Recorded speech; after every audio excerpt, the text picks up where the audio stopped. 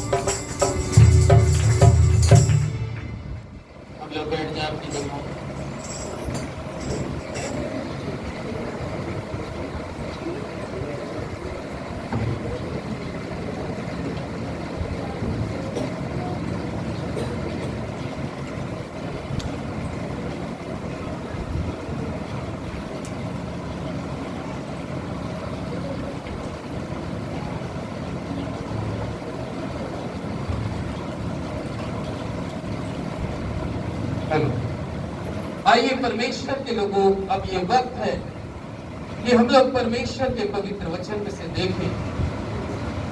आज की इस पवित्र सुबह के समय में जो परमेश्वर ने वचन दिया है वो है रोमियो की पुस्तक और उसका 4 अध्याय और 4 अध्याय का 4था पद पौलुस के द्वारा लिखा हुआ। यहाँ पे बाइबल इस प्रकार से कहती है, काम करने वाले की मजदूरी देना दान नहीं परंतु हक समझा जाता है। परमेश्वर अपने वचन पर आशीष दे, आमीन, हालेलुया। परमेश्वर के जीवित और पवित्र सामर्थी कलाम में यहां पर पौलुस एक बहुत बेहतरीन तरीके से समझाता है। आज हम दो चीजों पे वर्णन करते हैं, एक है दान और दूसरा है हक, हालेलुया। दो चीजें आज बताई जा रही हैं, एक बोलते हैं दान का देना और एक होता है हक का देना। दोनों चीजों में फर्क है, लेकिन परमेश्वर का दास पौलुस यहां पर मेहनत करने वाले के लिए बोलता है, यानी कि जो व्यक्ति मेहनत करता है, चाहे वो आत्मिक मेहनत हो चाहे वो संसारिक मेहनत हो। पहले हम संसारिक मेहनत के बारे में बात करते हैं। कोई व्यक्ति अगर किसी जगह पर जॉब करता है या किसी फर्म में काम करता है, तो जब महीना कंप्लीट होता है तो उसका बॉस, उसका मालिक उसको बुलाता है और बुलाने के बाद में क्या देता है वो उसको, दान या हक, हालेलुया। वो उसका हक है। किस चीज का हक है? क्योंकि उसने जो 30 दिन जिस फर्म में काम किया है, ये उसका हक है कि उसने जो मेहनत करी है वो उसकी मेहनत उसको दी जाए। उसको परमेश्वर के लोगों, अगर मैं और आप सोचें कि जिस व्यक्ति ने आपके कंपनी में या आपके घर में या किसी भी जगह पर कोई उसने शारीरिक रीति से काम किया है, तो परमेश्वर का जीवित पवित्र वचन इस प्रकार से कहता है, काम करने वाले को, एक मजदूर को उसकी मजदूरी मिलना निश्चित है। और बाइबल इस प्रकार से बतलाती है कि ये दान नहीं है, बल्कि ये उसका राइट है, ये उसका हक है कि उसको दिया जाए परमेश्वर के लोगों को, हालेलुया। अगर कोई व्यक्ति किसी जगह पे काम करता है और काम करने के बाद में जब उसको देने का समय आता है और उसका मालिक कह दे, भाई मैं तुझे दान दे रहा हूं, वो दान नहीं है, वो दान नहीं है। वो तो उसका हक है कि उसने जो काम आपके साथ में किया है, जो आपके लिए उसने जो अपनी कुर्बानी दी है, जो आपके लिए उसने मेहनत करी है, ये आप उसको उसकी मेहनत का, बाइबल कहती है कि आप उसको उसका हक दे रहे हैं, हालेलुया। ये उसका हक है।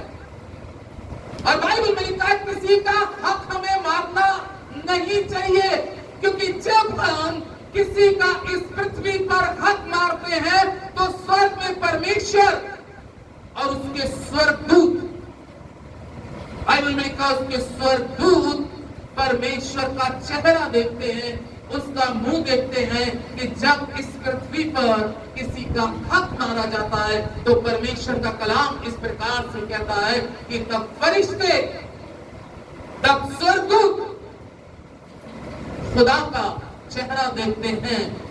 और इसलिए चेहरा देखते हैं और इस तरीके से देखते हैं, वो परमेश्वर को दिखाते हैं कि देख परमेश्वर, इस पृथ्वी पर अन्याय हो रहा है।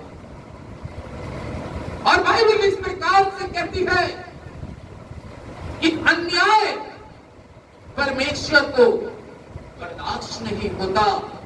इसलिए संत पौलुस इस पद के अंदर में कहता है, काम करने वाले को जो उसकी मजदूरी दी जाती है वो दान नहीं है, किंतु उसका हक है। और जिसका जो हक है, बाइबल में लिखा है, उसका वो हक अदा किया जाए। अब आप सोचेंगे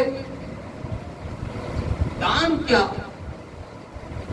प्रभु के लोगों, मैं और आप दान के बारे में जानते हैं कि प्रभु यीशु मसीह ने एक बात कही कि जब तेरा दाहिना हाथ दान करे तो तेरे बाएं हाथ को पता नहीं चलना चाहिए।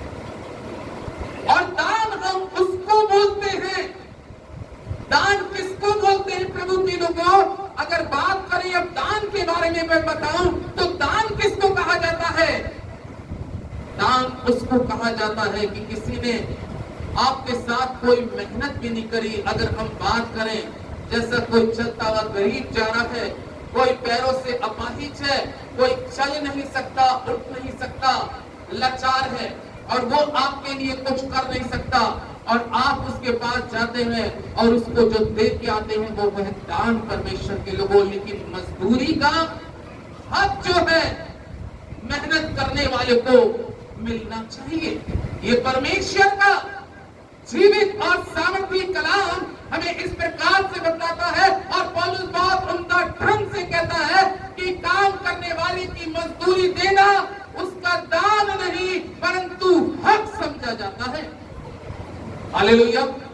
क्या समझा जाता है? हक समझा। चाहे आप संसारिक मेहनत का हक मांग रहे हो, चाहे आप आत्मिक मेहनत का हक मांग रहे हो, बाइबल में लिखा है कि हक सबका अदा किया जाए। हालेलुया! हक सबका अदा किया जाए। एक जगह पे था, परिवार के अंदर में एक शादी हुई थी और शादी के उपरांत, शादी के आरंभ से और उसके उपरांत शादी के बाद भी मुझको बुलाया गया। और जब मैं उस घर के अंदर में गया, प्रार्थना के लिए स्पेशली बुलाया, तो उनके साहब बोले कि पादरी साहब का जो हक है वो उनको दिया जाए। हालेलुया! थोड़ी देर के बाद में, अभी मैं दुआई कर रहा था तो बाहर देखा कुछ हिजड़े भी आ गए और वो भी ढोलक बजाने लगे।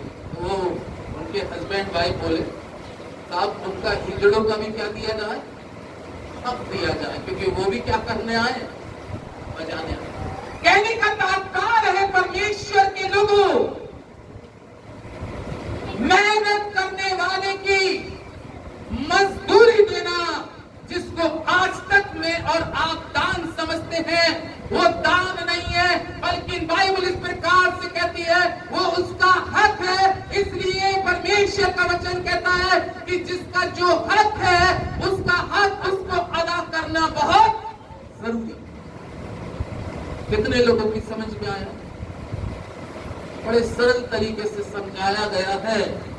अगर मेहनत करने वाले की मजदूरी उसको ना मिले तो कुछ समय तक तो वो आपकी दुकान पर, आपकी कंपनी में, आपकी फर्म में काम करेगा, लेकिन अगर उसका हक उसको ना मिले तो वो एक दिन उस जगह पर उस फर्म को क्या कर देता है? छोड़ देता है, त्याग देता है। क्यों त्याग देता है, क्यों छोड़ देता है? क्योंकि उसका हक उसको नहीं मिल रहा। ये परमेश्वर का जीवित और पवित्र कलाम इस प्रकार से कहता है। बाइबल के अंदर में यदि हम एक चैप्टर को और देखें, पहला तीमुथियुस की पुस्तक, पहला तीमुथियुस की पुस्तक और उसका 5 अध्याय,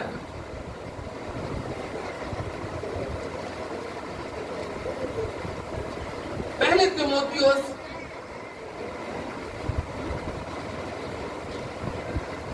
उसका 5 अध्याय और 17वें और 18वें पद को मैं आपके सामने पढ़ रहा हूं। जो प्राचीन अच्छा प्रबंध करते हैं। विशेष करके वे जो वचन सुनाने और सिखाने में परिश्रम करते हैं, तो उन्हें आदर के योग्य समझे जाएं, क्योंकि पवित्र शास्त्र ये कहता है, दावने वाले बैल का मुंह ना बांधना, क्योंकि मजदूर अपनी मजदूरी का हकदार है। हालेलुया। या फिर पौलुस ने एक बार फिर से कहा कि विशेष करके जो वचन सुनाने में और सिखाने में क्या करते हैं, परिश्रम करते हैं। हालेलुया। प्रभु के दास जो परमेश्वर की तरफ से चुने जाते हैं, क्या आपको मालूम है कि वो आपके लिए, आपके परिवार के लिए, आपके जीवन के लिए वो कौन सा परिश्रम करते हैं? आपकी सलामती के लिए, आपके जीवन की परेशानियों के लिए, आपके जीवन के दुखों के लिए। मालूम है परमेश्वर का कलाम क्या कहता है कि वो परमेश्वर के आगे वो अपनी कलीसियाओं के लिए, अपने लोगों के लिए एक बहुत बोझ रखते हैं। हालेलुया। और जिस परमेश्वर के दास को या जिस परमेश्वर के खादिम को अपने लोगों के लिए बोझ नहीं है, आत्माओं के लिए बोझ नहीं है, खुदा के लोगों, मैं कहना चाहता हूं कि वो पास्टर और सेवक एक स्वार्थी, क्योंकि मुझे और आपको जो परमेश्वर की तरफ से नियुक्त किए गए हैं, जो परमेश्वर की तरफ से चुने गए हैं, परमेश्वर का कलाम कहता है उनको बड़ा बोझ लगता है अपने लोगों के लिए। और जब उनके जीवन में कोई परेशानी या समस्या या दिक्कत आती है, तो वो सबसे पहले अपनी परेशानियों में, अपने दुखों में, अपने जीवन की हताशा, अपने जीवन की निराशा में किसको पुकारते हैं मालूम है? तुरंत पास्टर साहब के पास कॉल आती है। क्या कॉल आती है कि मैं ये बीमार हूं, मेरे घर की ये परेशानी है। जब मालूम है एक कलीसिया अपने पासवान को अपनी परेशानी को शेयर करती है, तो एक आत्मिक परमेश्वर का दास जो परमेश्वर की तरफ से चुना गया होता है, मालूम है वो आपके लिए, कलाम कहता है वो जागता है और आप सोते। आप शायद सो रहे होंगे, लेकिन उस घड़ी वो खुदा का दास आपकी उस परेशानी के लिए, उस समस्या के लिए, उस जीवन के दुखों के लिए, उस जीवन की परेशानियों के लिए, क्लेशों के लिए, असफलताओं के लिए, मालूम है वो रात भर खुदा से दुआ कर रहा होगा। और आप उस समय शायद सो रहे होते हैं, लेकिन खुदा उस समय देख रहा होता है कि ये परमेश्वर का दास या ये परमेश्वर की दासी कि जिसको मैंने भेड़ दी है और उसकी भेड़ कोई बीमार है, इसकी भेड़ में कोई परेशानी है, इसके बच्चों को कोई परेशानी है, तो वो पासवान रात भर घंटों के हिसाब से वो परमेश्वर से प्रार्थना कर रहा होता है। और ये प्रार्थना जो वो कर रहा होता है, वो केवल आपके लिए कर रहा होता है। वो ये प्रार्थना कर रहा है कि परमेश्वर मेरी कलीसिया के भाई को, मेरी कलीसिया के बहन को, मेरी इस कलीसिया के बच्चे को, प्रभु जो परेशानी है, जो समस्या है, वो जो दिक्कत है, परमेश्वर तू दूर कर दे। वो आपके लिए आत्मिक रीति से जाग रहा है, लेकिन आप हो सकता है उस वक्त आप सो रहे हो और एक समय आता है कि आपके जीवन की वो परेशानी, आपके जीवन की वो समस्या आपके जीवन का वो कष्ट जिसमें आप चल रहे होते हैं, एक समय आपके लिए एक टेस्टमनी, एक गवाही का कारण बन जाता है और आप कहते हैं परमेश्वर, प्रभु के दास, आपने जो प्रार्थना करी उसके उपरांत मेरी ये प्रॉब्लम समाप्त हो गई। हालेलुया। लेकिन खुदा के लोगों, आपकी समस्या, आपकी परेशानी, आपका दुख, आपकी पीड़ा तो समाप्त हो गई, लेकिन परमेश्वर के कलाम में क्या लिखा है? अभी आपने क्या पढ़ा कि जो वचन सुनाने और सिखाने में तुम्हारे लिए परिश्रम करते हैं और तुम्हारे लिए जागते हैं, वो 2 गुने आदर के योग्य समझे जाएं। उसके नीचे आए बहुत अच्छी लिखी है, कलाम इस प्रकार से उसके नीचे कहता है, क्या कहता है मालूम है? किसी को पढ़ने नहीं आती हिंदी? कहता है दावने वाले बैल का पुनः मारना, क्योंकि पवित्र शास्त्र ये कहता है। क्या कहता है? वचन कह रहा है, ये पौलुस कह रहा है, क्योंकि पवित्र शास्त्र ये कहता है कि दावने वाले बैल का मुंह ना बांधना, क्योंकि मजदूर अपनी मजदूरी का हकदार है। एक किसान पुराने वक्त के अंदर में अगर हम बात करें तो ट्रैक्टर वगैरह नहीं हुआ करते थे। ये ट्रैक्टरों का जो आया है सिलसिला, इसको आए हुए ज्यादा वर्ष नहीं हुए। पहले जो खेती होती थी, उससे पहले जो खेत को जोता जाता था, बैलों को बांधा जाता। हालेलुया। सभी ने देखा हो बैल, तो बैलों को बांधा जाता था और उसके ऊपर पीछे हल लगा दिया जाता था और उसके उस लकड़ी के पट्टे पर किसान खड़ा होकर और बैल को खेत के अंदर में उससे मेहनत कराता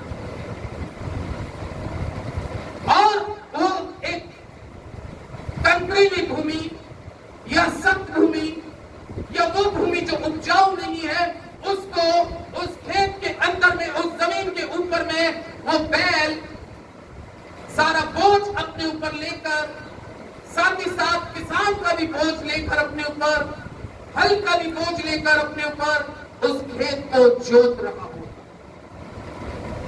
जोतता है। क्यों जोत रहा होता है? कलाम कहता है ताकि उसके अंदर में उपज उपजे। लेकिन आपने कभी क्या देखा? कुछ समय के बाद जब वो हल चला चुकता है, खेत जुट चुका होता है, कुछ घंटे के बाद वो किसान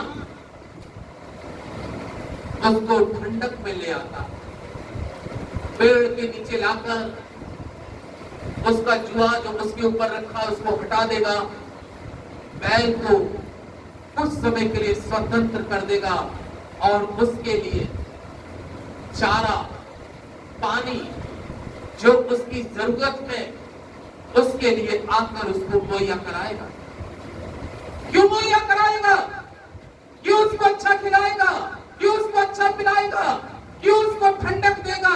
क्यों उसको चैन देगा? क्योंकि अभी इस बैल से मुझे बहुत सा खेत जोतना। अगर वो बैल से केवल मेहनत ही मेहनत कराता रहे और उसका हक अदा ना करे, उसको खाने के लिए जो उसकी भोजन है और पीने के लिए जो उसका जल है, अगर उसको ना दे तो कुछ समय के बाद तो बैल दम तोड़ देगा और बैल का अंत हो जाएगा, वो जीवित नहीं रहेगा। इसलिए परमेश्वर के कलाम में यहां पर एक जगह अगर हम देखें तो परमेश्वर का कलाम पहला कुरिन्थियों में और 9 अध्याय के अंदर में परमेश्वर का वचन इस प्रकार से कहता है। पहला कुरिन्थियों 9 अध्याय और 9 अध्याय का 9वां और 10वें पद को अगर हम पढ़ें तो लिखा है, क्या व्यवस्था भी ये नहीं कहती, क्योंकि मूसा की व्यवस्था में लिखा है दावते समय चलते हुए बैल का मुंह ना बांधना। क्या परमेश्वर को बैलों ही की चिंता करता? हालेलुया। मूसा की शरीयत या मूसा की व्यवस्था के अनुसार भी यदि हम बात करें तो यहां पे पौलुस कहता है कि मूसा की व्यवस्था में भी यह लिखा है कि दावते समय चलते हुए बैल का मुंह ना बांधे। वो कहता है क्या परमेश्वर को बैलों की ही चिंता है? क्या परमेश्वर को बैलों ही की चिंता है? देखिए खुदा के लोगों, ये मूसा की व्यवस्था भी ये कहती है कि जो बैल जिसका मुंह बंधा है और बंधे मुंह से वो हल को जोत रहा है, खेत को जोत रहा है, अपने ऊपर में सारा जुआ लेकर, वचन कहता है कि मूसा की शरीयत भी ये कहती है कि दावते चलते समय उस बैल के भी मुंह को ना बांधना, उसकी जरूरत को, उसकी आवश्यकता को, उसका जो हक है वो उसको मिलना चाहिए। फिर पौलुस कहता है क्या परमेश्वर बैलों ही की चिंता करता है? क्या परमेश्वर बैलों की तरफ ध्यान करता है? नहीं परमेश्वर के लोगों। इसी के नीचे पद के अंदर में लिखा है परमेश्वर का जीवित और पवित्र कलाम इस प्रकार से कहता है कि क्या परमेश्वर बैलों की चिंता करता है या विशेष करके हमारे लिए कहता है? फिर कहता है हाँ, हमारे लिए ही लिखा गया है, क्योंकि उचित है कि जोतने वाला आशा से जोते और दावने वाला भागी होने की आशा से दावनी करे। यहाँ पर पौलुस कहता है वो केवल बैलों का ही नहीं बल्कि हाँ, वो परमेश्वर अपने लोगों के बारे में भी कहता है। वो लोग जो परमेश्वर के कामों में,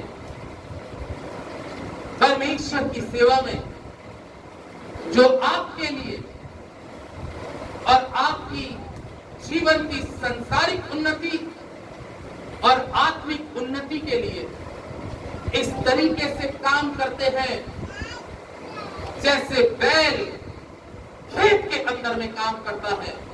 क्या आपको मालूम है एक खुदा के खादिम का जीवन, एक खुदा के दास का जीवन ऐसा होता है, बैल से कम नहीं। हालेलुया। बैल से कम इसलिए नहीं है कि ना जाने उसको कब हाँका जाए, उसको कब हाँका जाए। कभी कभी अचानक से हो सकता है वो समय हमारे लिए ऐसा एक रेस्ट का समय था कि हम लेटे हैं या आराम कर रहे हैं, लेकिन किसी ने फोन कर दिया और क्या कहा, पास्टर साहब इसी समय आ जाइएगा, इसी वक्त आ जाइएगा। कभी कभी हाल ऐसा होता है कि शायद मुंह के अंदर में निवाला है और उस समय वो कहते हैं प्रार्थना करो या इसी समय आ जाओ। किसी भी समय एक परमेश्वर के चुने हुए एक अभिषेक दास को कलाम इस प्रकार से कहता है कि कभी भी हाँका जाता है और वो बैल अपने मुंह को बंद करके चल देता है। हालेलुया। वो किस लिए चलता है? मेरे लोगों को मेरी क्या है सब कुछ। अगर इस वक्त इस समय मैं इनके पास नहीं जाऊंगा तो कौन इनके पास जाएगा? हालेलुया। और वो समय कभी कभी हमारी और आपकी जिंदगी में, खास तौर से परमेश्वर के दासों के जीवन में, वो कभी कभी ऐसे भी समय होते हैं, रात के 3 बज रहे होते हैं, 4 बज रहे होते हैं, ऐसी स्थितियों में भी हमें जाना पड़ता है। जब हमें को हाँका जाता है कॉल के द्वारा, हमें जाना पड़ता है और उनके लिए वहां पर घंटों के हिसाब से रुककर प्रार्थना करने के बाद फिर घर पर आके प्रार्थना कर रहे हैं, फिर चर्च में आके प्रार्थना कर रहे हैं। अगर ज्यादा परेशानी है तो उपवास प्रार्थना कर रहे हैं, मुंह को बंद कर रखा है,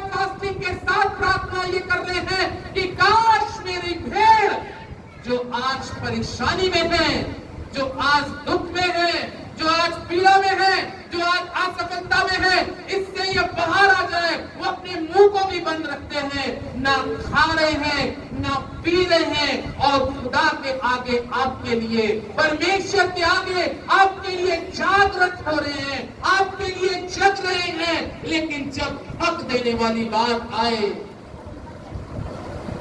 तो कह रहा है, क्या परमेश्वर को बैलों ही की चिंता है? वो एक किसान जो अपने बैल की चिंता करता है, लेकिन परमेश्वर का कलाम कहता है, मेरे लोग मेरी ध्यान भी नहीं करते, मेरी चिंता नहीं करते। ये परमेश्वर का कलाम कहता है, जबकि वचन कह रहा है कि जो वचन सुनाने और सिखाने में और तुम्हारे लिए जागृत रहने में परिश्रम करते हैं, वो दो गुने आदर के योग्य समझे जाए। क्या परमेश्वर यहाँ पर बैलों की चिंता करता है? नहीं, परमेश्वर का कलाम कहता है वो बैलों की चिंता नहीं, बल्कि वो अपने लोगों के लिए, अपने दासों के लिए ये बात कह रहा है, मैं इनकी चिंता करता हूं। हालेलुया। क्योंकि बाइबल इस प्रकार से कहती है, जो मेहनत कर रहा है, जो मेहनत के साथ, चाहे वो आत्मिक परिश्रम कर रहा हो, चाहे वो संसारिक परिश्रम कर रहा हो, कलाम इस प्रकार से कहता है कि जो परिश्रम कर रहा है, उसके परिश्रम का हक उसको मिलना चाहिए। हालेलुया।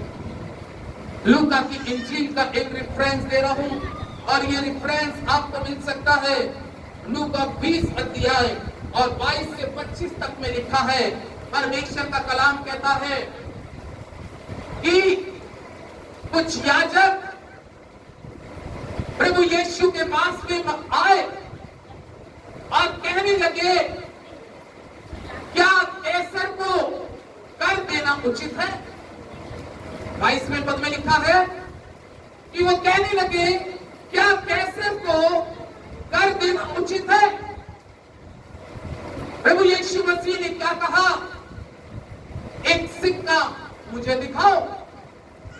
अब परमेश्वर का जीवित और पवित्र सामर्थी कलाम कहता है कि जब वो उसके पास में एक सिक्का लेके आए, तो प्रभु यीशु मसीह ने क्या कहा? जो कैसर का है, वो कैसर का हक अदा करो, और जो परमेश्वर का हक है, वो परमेश्वर का हक अदा करो। हालेलुया। उस समय कैसर, जैसे आज वर्तमान समय में हम बात करें, वर्तमान समय में अगर हम बात करते हैं तो क्या देखते हैं कि आज ज्यादातर चीजों पे क्या लगाया जा रहा? टैक्स लगाया जा रहा। लगाया जा रहा है, नहीं लगाया जा रहा? अगर जो सरकार ने टैक्स लगा दिया तो आपको वो टैक्स क्या करना पड़ेगा? देना पड़ेगा। ये उसका अधिकार है, ये उसका राइट है कि आप उसका हक अदा करें। लेकिन आप अगर उसका हक अदा नहीं करते हैं तो वो आपके ऊपर में बढ़ता जाएगा, बढ़ता जाएगा, और एक बार सरकार की तरफ से आपके पास में एक नोटिस भी आ जाएगा, और वो नोटिस इस प्रकार का लिखा होगा कि जो आपको देना था वो आपने अभी तक नहीं अदा किया। इसलिए परमेश्वर का जीवित और पवित्र और सामर्थी परमेश्वर का वचन इस प्रकार से बता रहा है, और परमेश्वर का कलाम हमें इस प्रकार से कहता है प्रभु के लोगों, कि प्रभु यीशु मसीह वहां पर इस प्रकार से कहते हैं कि जो हक सरकार का है वो सरकार को दो। हालेलुया। सभी के घर में दूध तो आता ही होगा, आता है या नहीं आता? किसी के ऐसा तो नहीं है कि किसी के घर में दूध ना आता हो। 30 दिन दूध पीते हो, तो 30 दिन दूध की चाय पीते हैं। हालेलुया। अब उसके बाद में अगर वो आए, उसका समय पूरा हो जाए, तो उसने पिलाया है, तो उसका हक क्या करना पड़ेगा? अदा करना पड़ेगा। अगर जिसने दूध पिलाया है 30 दिन तक अगर आप उसका हक अदा नहीं करोगे तो खुदा के लोगों वो दूध आपका बंद हो जाएगा। बिजली भी सभी के घरों पे लग रही होगी, किसी के घर पे कूलर है तो किसी के घर पे पंखा और किसी के घर पर एसी, लेकिन महीने में एक बिल की रसीद आ जाती है निकलकर और उस पे आ जाता लिखे कि 15 तारीख तक 12 तारीख तक पेमेंट अदा कर दो। जो सरकार का है, जो विभाग का है, जिसका खाया है, जिसका पिया है, जिस स्कूल में विद्यार्थी पढ़े हैं, उनका हक अदा किया जाए। इसलिए प्रभु यीशु मसीह भी कहते हैं इस परमेश्वर के जीवित और पवित्र सामर्थी कलाम में कि जो कैसर का है वो कैसर का हक अदा करो। कई बार मैं और आप अपने जीवन के अंदर में कई बार घर के वातावरण में जो कैसर का होता है, यानी कि जो संसार का होता है, उसका हक अदा करने में तो हम सक्षम हो जाते हैं, लेकिन कलाम इस प्रकार से कहता है क्या परमेश्वर को बैलों ही की चिंता कर रहा है? क्या परमेश्वर को बैलों का ही ध्यान है? नहीं परमेश्वर के लोगों, परमेश्वर का जीवित और सामर्थी कलाम इस प्रकार से कहता है, वो विशेष करके अपने लोगों के लिए, अपने दासों के लिए भी कहता है, अपने याजकों के लिए भी कहता है कि वो जो तुम्हारे साथ एक बैल के समान काम करते हैं उनका भी तुम्हें हक अदा करना चाहिए। वो दान नहीं, वो दान नहीं है, किंतु वो उनका क्या समझा जाए? हक समझा। हर एक का हक, यानी कि आप अगर किसी का हक मारते हैं, कई बार बाइबल लिखा है नीति वचन में कि खुदा को ये बात बहुत बुरी लगती है कि कोई किसी का क्या मारे? हक। ये खुदा को बर्दाश्त नहीं है कि कोई किसी का हक मारे। इसलिए कलाम कहता है परमेश्वर के लोगों, जिसका जो हक है उसका अदा किया जाए। और अगर हम किसी का हक अदा कर रहे हैं और हम सोच रहे हमने दान कर दिया, तो ये हमारे जीवन की एक बहुत बड़ी भूल, क्योंकि उसने आपके साथ चाहे शारीरिक मेहनत करी है, चाहे आत्मिक मेहनत करी है, उसने कुल मिला के आपके साथ में मेहनत करी है। हालेलुया। और जब मेहनत करी है तो मेहनत करने वाले का हक अदा करना दान ना समझो, बल्कि उसका हक समझो, क्योंकि खुदा ने उसका हक ठहराया है और जिसका जो हक है उसको दिया जाए। तभी प्रभु यीशु मसीह ने उस वक्त उन याजकों से और उन समय उस सदूकी और फरीसियों से और शास्त्रियों से यही कहा कि जिसका जो हक है उसका हक उसको दिया जाए। वो दान नहीं परंतु उसका हक समझा जाए। परमेश्वर के कलाम में एक आयत और पढ़ेंगे और परमेश्वर के वचन को पूरा करेंगे। परमेश्वर के कलाम में देखें रोमियो की पुस्तक 13 अध्याय, रोमियो की पुस्तक उसका 13 अध्याय को निकालें और 13 अध्याय के 7वें पद में इस प्रकार से लिखा है, संत पौलुस इस प्रकार से कहते हैं, इसलिए हर एक का हक चुकाया करो। क्या किया करो? इसलिए हर एक का हक चुकाया करो। जिसे कर चाहिए उसे कर दो, जिसे महसूस चाहिए उसे महसूस दो, जिससे डरना चाहिए उससे डरो और जिसका आदर करना चाहिए उसका आदर करो।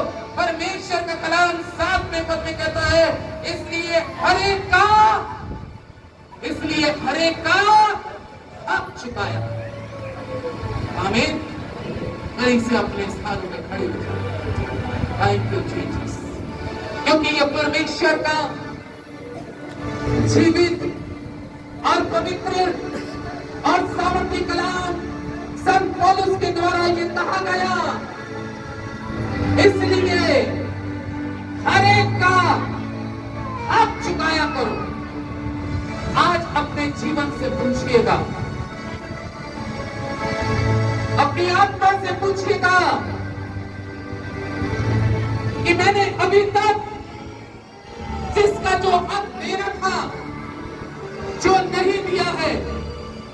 याकूब 5 में पढ़ लीजिएगा, 4 में परमेश्वर का कलाम कहता है, जिन मजदूरों ने तुम्हारे खेतों में मेहनत करी और तुमने उसकी मजदूरी, उनका हक नहीं दिया, उनकी मजदूरी चिल्ला रही है, उनकी मजदूरी चिल्ला रही है और वो सेनाओं के यहोवा के कान में पहुंच रही है कि तुमने उनका हक क्यों नहीं चुकाया।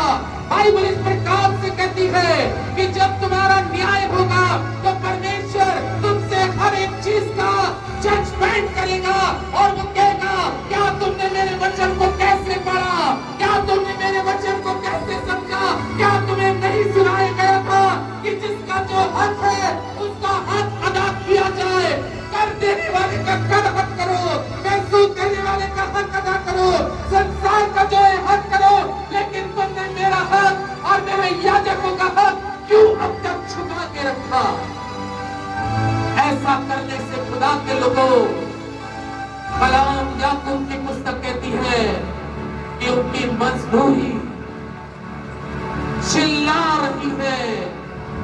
जिनके बीच में उन्होंने काम किया था, जिनके साथ मेहनत करी थी, जिनके दुखों में, जिनके पीड़ाओं में वो याजक रात दिन दुआई देते रहे और आप एक सफल होते गए, आप कामयाबी की तरफ बढ़ते गए, आपको कामयाबी मिलती गई, लेकिन जो उनका हक था वो हक आज तक तुमने अदा नहीं किया। इसलिए कलाम कह रहा है, उनकी मजदूरी, उनकी मेहनत खुदा के आगे चिल्ला रही है, खुदा के आगे चिल्ला रही है और खुदा देख रहा है। वो कहता है, ये चीज मैं कतई बर्दाश्त नहीं करता, ये चीज मुझे अच्छी नहीं लगती। मैं ऐसे मनुष्य से प्रसन्न नहीं होता जो किसी का हक मारे और पक्षपात में फैसला करे। खुदा ऐसे लोगों की ओर दृष्टि करता है। आज अपने जीवन से पूछिएगा, अपनी जिंदगी से पूछेगा, खुदा होली स्पिरिट अपने हाथों को स्वर्ग की ओर उठा, अपने हाथों को स्वर्ग की ओर उठाए, क्योंकि आज उनकी मजदूरी चिल्ला रही है, चिल्ला रही है, चिल्ला रही है और सेनाओं के यहोवा के कान में वो आवाज जा रही है कि जिन मजदूरों ने, जिन दासों ने, जिन मेहनत करने वालों ने तुम्हारे साथ काम किया, उनका हक तुमने अगर अदा नहीं किया है। आज की इस पवित्र दिन में परमेश्वर आपके जीवन में चाहता है, अपने जीवन में परिवर्तन लाइए, अपने जीवन में चेंजिंग लाइएगा, अपने जीवन में आज फैसला लीजिएगा, क्योंकि ये घड़ी फैसले की घड़ी है। ये समय बदलाव का समय है, ये समय अपने आप को बदलने का समय है। और आज कहिएगा, खुदावंद आज तक मैं तेरे वचन को पूरा नहीं कर पाया, लेकिन आज रोमियो की पुस्तक 7 के अनुसार कलाम कह रहा है, जिसका हक है उसका हक अदा करो। और आप हर वो हक जो खुदा का या खुदा के दासों का है, उसको अदा करने में सक्षम बने, ताकि खुदा को आशीष दे। मैं दुआ करता हूँ, हालेलुया, हालेलुया, हालेलुया, हालेलुया। सामर्थी अद्भुतकारी परमेश्वर, सेनाओं के यहोवा, मैं आज की सुबह में दुआ करता हूँ, तेरे लोगों ने तेरा वचन को सुना देखना ये वचन इनके जीवन में आज पिता मजबूताई के साथ जड़ पकड़ जाए और इस पर ध्यान करें और सोचें समझें कि खुदा आज क्या कह रहा है, कलाम के द्वारा कह रहा है। क्या परमेश्वर को बैलों की ही चिंता है? नहीं, विशेष करके वो अपने दासों के लिए कहता है कि वो लोग जो परिश्रम करते हैं, जो शिक्षा सुनाते हैं, तुम्हारे लिए रात दिन जगते हैं, तुम्हारी दुआई देते हैं, विशेष करके उनका हाथ झुकाया जाए परमेश्वर कलीसिया को ऐसी तौफीक दे कि परमेश्वर तेरे वचन को अपने जीवन में उतारे और उसके अनुसार अपने जीवन को चलाएं और तेरे वचन को पूरा करें खुदा। क्योंकि कलाम भी कहता है वचन को सुनने वाले नहीं बल्कि उसका पूरा करने वाले बने। मैं आपका धन्यवाद करता हूँ इस समय प्रभु पूरी कलीसिया को तेरे हाथों में सौंपते हुए इस दुआ को प्रभु यीशु के नाम से मांगता हूँ। आमीन आमीन।